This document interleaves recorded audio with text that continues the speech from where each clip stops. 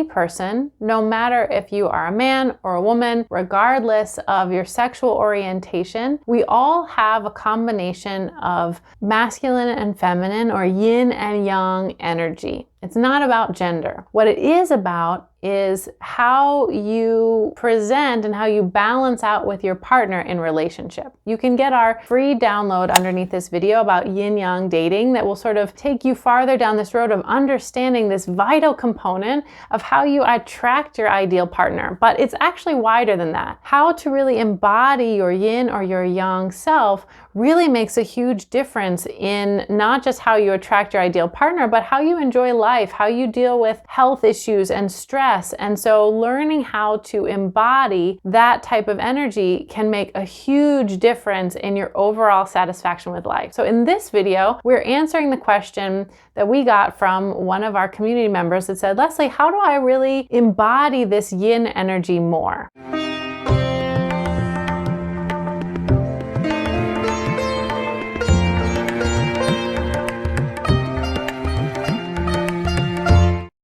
So how do we embody our yin type selves? In this particular scenario, we're talking about usually women who have discovered, whether it's through our process of our Body Wisdom Academy training or reading some other videos that I've done or watching or downloading the freebie below, you've discovered that maybe you are a person in a female body and you really are fulfilled by being your yin self, but yet you recognize that you've actually been acting a little bit more in your yang side out in the world. So the questions that we're going to answer in this video is, what are things that I can do to actually practice really embodying this yin energy if I've already determined that that is actually where I feel fulfilled? So let's jump into these 3 things that you can do. Number 1 is to really embody your yin self more. You need to learn how to make a conscious transition into your yin mode. What this means, especially if you are working out in the world, all women or men are their yang selves out in the world. We're doing, we're being, we're making decisions, we're telling other people what to do. That's normal. So when you come home, it's good to transition out of that yang self and be into your yin mode self. Now, this can be true nowadays. If you're working from home and it's a pandemic, you might have to do this more consciously, and you might even feel a little bit silly, like, oh, I'm just leaving one room and going into another room. But the transition is still important. So what I want you to do is create a conscious transition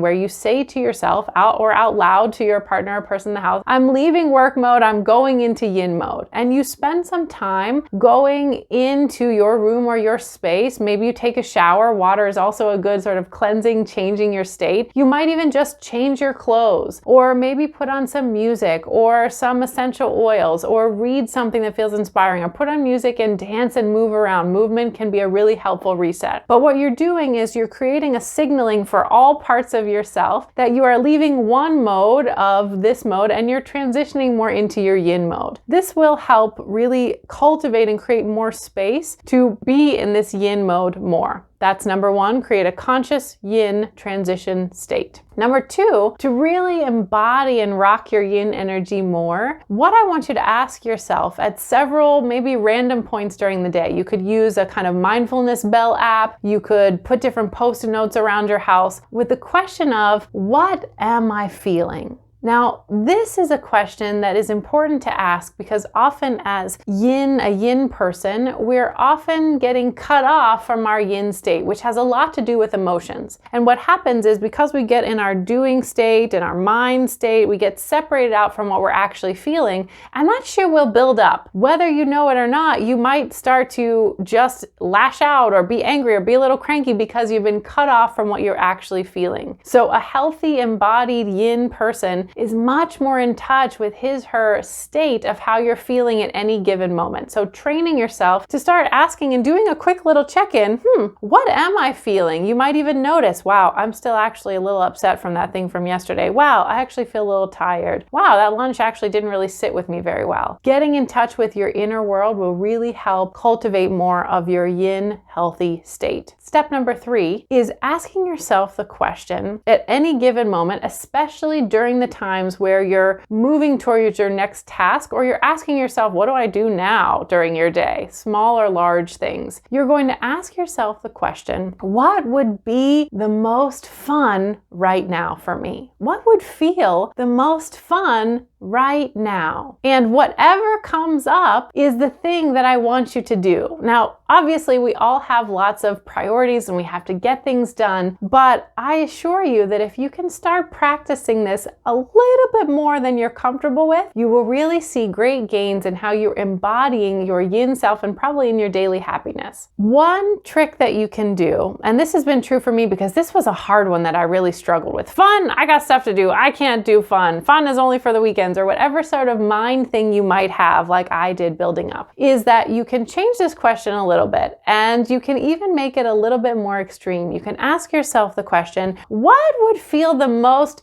frivolous and fun right now? Sometimes we have to put in that word frivolous so that we can just get around our mind aspect and allow ourselves to do the thing that would really feel joyful, would really feel fun, would really feel exciting, maybe even indulgent, and actually do that. Because most of the time it's not going to feel harmful for you. You'll still be able to get the other stuff done. And the amount of freedom and flow and fun that you get from actually doing that thing that your inner self has shown you would feel really fun in that moment will give you loads of benefit and start to help with your yin radiance even more. So 3 tips for really embodying your feminine yin self more, getting in touch with this part of yourself. 1, creating a conscious transition into your yin mode by creating that time and space.